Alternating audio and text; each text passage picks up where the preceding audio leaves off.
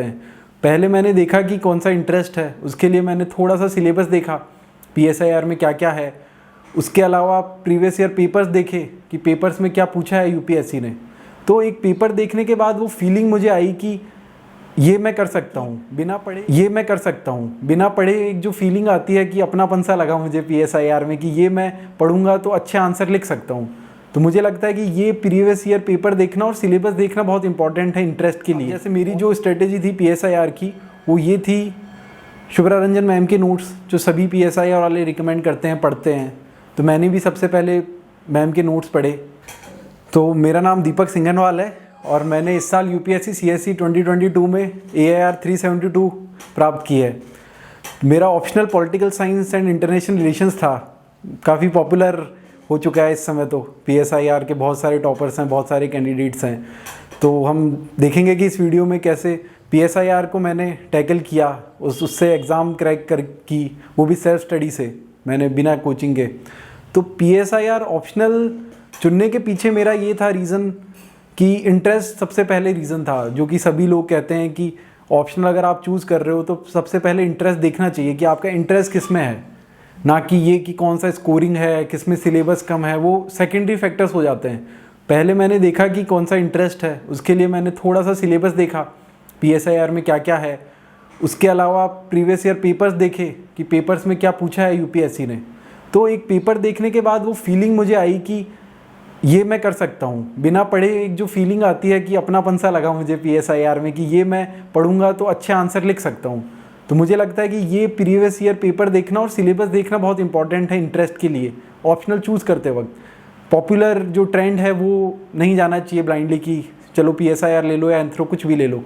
तो मैंने इससे चुना पहले पीएसआईआर। फिर जो सेकेंडरी फैक्टर्स आते हैं कि पीएसआईआर ओवरलैप करता है GS2 के साथ, पॉलिटी के साथ थोड़ा सा कर जाएगा, वो भी सेकेंडरी फैक्टर से करता है, मदद मिलती है, लेकिन वो मेजर फैक्टर नहीं होना चाहिए।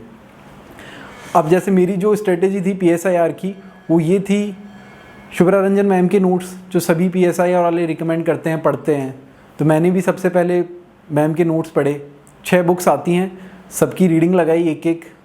फर्स्ट रीडिंग बहुत कम समझ में आता है अगर आपका बैकग्राउंड नहीं है तो, लेकिन फिर भी मैंने एक रीडिंग लगा ली। फिर से सेकंड रीडिंग लगाई, कुछ कुछ उसमें पॉइंट्स हाईलाइट किए मार्कर से कि कौन से इंपॉर्टेंट पॉइंट्स मुझे लगे पढ़ने के लिए। तो वो नोट्स मैंने पढ़े। फिर मैंने वापस से प्रीवियस ईयर पेपर्स देखे कि कितना मुझे अब लग रहा है कि मैं कर सकता हूँ। तब तक मैंने लिखना शुरू नहीं किया था, ये प्रीलिम्स के पहले की बात है। मतलब ऑप्शनल शुरू कब करना चाहिए ये भी एक क्वेश्चन है। तो मैं कहूँगा कि नवंबर दिसंबर तक तो आपका ऐसी स्टेज में होना चाहिए कि एक रीडिंग हो चुकी है। अगर आपका प्रीलिम्स अगले साल जून में है तो, जैसे 5 जून को था, तो दिसंबर जनवरी तक एक रीडिंग आपकी एटलीस्ट हो जानी चाहिए किसी भी ऑप्शनल की। तो मैंने पीएसआईआर की एक रीडिंग कर ली थी, फरवरी मार्च तक सेकंड रीडिंग कर ली थी नोट्स की, और आंसर राइटिंग नहीं शुरू की थी क्योंकि मेरे पास थोड़ा टाइम कम था, और फिर उसके बाद मैं प्रीलिम्स ओरिएंटेड हो गया था। तो ये मेरी स्ट्रेटेजी थी प्रीलिम्स से पहले की कि मैंने पीएसआईआर के नोट्स मैम के पढ़ लिए थे, उसमें क्या क्या है। और प्रीलिम्स के बाद में जो था उसमें मेरा मेजर पीएसआईआर की प्रिपरेशन हुई। जो पहले रीडिंग थी उसके बाद मैंने वहीं से शुरू किया और ये देखा कि कुछ कुछ मैं जो करंट अफेयर्स से कुछ चीज़ें हैं, जैसे IR में जो करंट अफेयर्स आया है नया, कोई मीटिंग हुई है G20 की, SCO की, संघाई कोऑपरेशन की, तो वो मैंने उसमें ऐड किया। कुछ पॉइंट्स उस नोट्स में ही ऐड कर लिए ताकि वो नोट्स थोड़े अपडेट हो जाएं क्योंकि पिछले साल के थे। तो ये काम जब मैंने कर लिया तो फिर रिवीजन किया, मैम के नोट्स से ही मैंने रिवीजन किया। अलग से मैंने शॉर्ट नोट्स नहीं बनाए पीएसआईआर के, क्योंकि वो बहुत ही कॉम्प्रहेंसिव है, उसमें सारी चीज़ें कवर्ड हैं। ये तो सभी को पता होगा जो पीएसआईआर के स्टूडेंट्स हैं। तो उसी नोट्स को मैंने फिर से रिवाइज़ किया, शुरू का 1 महीना लगा के उसको 2 बार रिवाइज़ किया। फिर उसके बाद मैंने देखा कि जब एग्ज़ाम पास आने लगी तो मैंने आंसर राइटिंग शुरू कर दी। मैंने मैम की टेस्ट सीरीज़ ली थी, मैंने कोचिंग नहीं ज्वाइन की थी, लेकिन जो प्री के बाद टेस्ट सीरीज़ होती है फुल लेंथ की, वो मैंने ज्वाइन की थी और फुल लेंथ टेस्ट देने शुरू किए प्री मेंस के बीच में। उस समय ये फीलिंग हो सकती है कि उतना रिवीजन नहीं हुआ है या तैयार नहीं हुआ है कि हम टॉप कर जाएं, 280 नंबर ले आएँ, लेकिन फिर भी टेस्ट देना बहुत ज़रूरी है क्योंकि एक प्रैक्टिस में आना था। तो मैंने टेस्ट सीरीज शुरू की, साथ ही में उसका रिवीजन भी करता रहा। और मैं कहना चाहूँगा कि बीच में मुझे जो उत्कर्ष सर थे AIR 5 पिछले साल के, उनके ब्लॉग से बहुत मदद मिली। मैंने उनका ब्लॉग पढ़ा, उन्होंने स्ट्रेटेजी पोस्ट कर रखी थी PSIR में आंसर राइटिंग की, और इंट्रो, बॉडी, कंक्लूजन, इस टाइप की कुछ एनरिचमेंट चीज़ें जो आपके आंसर को अच्छा बनाती हैं। तो मैंने उनका ब्लॉग पढ़ा अच्छे से, उनकी स्ट्रेटेजी देखी कि उन्होंने कैसे आंसर्स लिखे हैं, उन्होंने बहुत ही अच्छे से समझा रखा था। तो वो मैंने अपने आंसर्स में यूज़ की स्ट्रेटेजी कि इंट्रो, बॉडी, कंक्लूजन जैसे, और जो स्कॉलर्स कहते हैं, स्कॉलर्स PSIR में लिखने के लिए होते हैं, ये सब भी मैंने देखा, नेट से खुद सर्च किया, थोड़ा थोड़ा मैम के नोट्स में था। तो ये सब मिला जुला के जब आंसर राइटिंग शुरू की तो फुल लेंथ टेस्ट दे लिए और रिवीजन किया साथ में। और जो जैसे कि PSIR में एक क्वेश्चन स्कॉलर्स का आता है कि स्कॉलर्स कितने इंपॉर्टेंट हैं, हम स्कॉलर्स को कितना इंपॉर्टेंस दे, क्वेश्चन आंसर में कितने स्कॉलर्स लिखने चाहिए, 2, 5, 10। तो ये है कि ये कोई हार्ड एंड फास्ट रूल नहीं है कि कितने स्कॉलर्स होने चाहिए। आप अगर 2 भी लिख रहे हो तो भी बहुत अच्छी बात है, 4 लिख रहे हो तो भी अच्छा आंसर हो सकता है, 10 लिख रहे हो तो बहुत ज़्यादा हो गया, 10 नहीं लिखने हैं। तो जो स्कॉलर्स हैं वो आप ऐसा यूज़ करिए कि आपके आर्गुमेंट को सपोर्ट करे लॉजिकली, जो आपने लिखा है पॉइंट उसको सपोर्ट करते हुए स्कॉलर्स होने चाहिए, बिल्कुल घुसाया हुआ नहीं होना चाहिए कि इररिलेवेंट सा आपने बस लिख दिया आपको याद आया। तो ये एक स्कॉलर्स का पार्ट है। बाकी जो स्टैटिक पार्ट है वो तो आप नोट से पढ़ ही लोगे।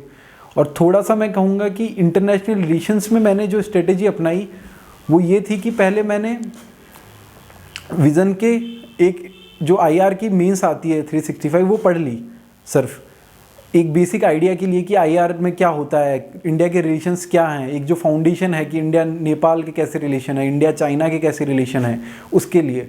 तो वो एक बेसिक आइडिया हो गया जनरल। उसके बाद आपको PSIR आपका ऑप्शनल है तो थोड़ा स्पेसिफिक जाना होता है, उसके लिए फिर मैंने नोट्स पढ़े और जो करंट अफेयर्स चल रही थी उसमें से ऐड किए कुछ स्कॉलर्स के जो इस समय चल रहा है, जैसे रशिया यूक्रेन वॉर पे क्या व्यूज़ हैं, प्रो अगेंस्ट और फॉर में क्या व्यूज़ हैं, क्यों हुई वॉर, इस तरीके का जो स्पेसिफिक चीज़ें थी वो मैंने न्यूज़पेपर से उठाई। जैसे इंडियन एक्सप्रेस में पढ़ता था तो उसमें कोई एडिटोरियल आया, राजमंडला का एडिटोरियल आता है, उसमें से कुछ सेंटेंस मुझे मिले अगर अच्छे किसी टॉपिक पे, वो मैंने उठा के अपने नोट्स में डाल लिए, या स्कॉलर का व्यू आया कोई वो उठा के डाल लिए। इसी तरह दूसरे टॉपिक्स में भी मिले, जैसे उपेंद्र बख्शी का कोई एडिटोरियल आया तो वो मैंने डाल लिया सर का उठा के अपने नोट्स में। इस तरह से मैंने जो करंट अफेयर्स था उसको नोट्स में ऐड करता गया धीरे धीरे, ताकि एक आंसर ठीक हो सके स्टैटिक के अलावा पार्ट में।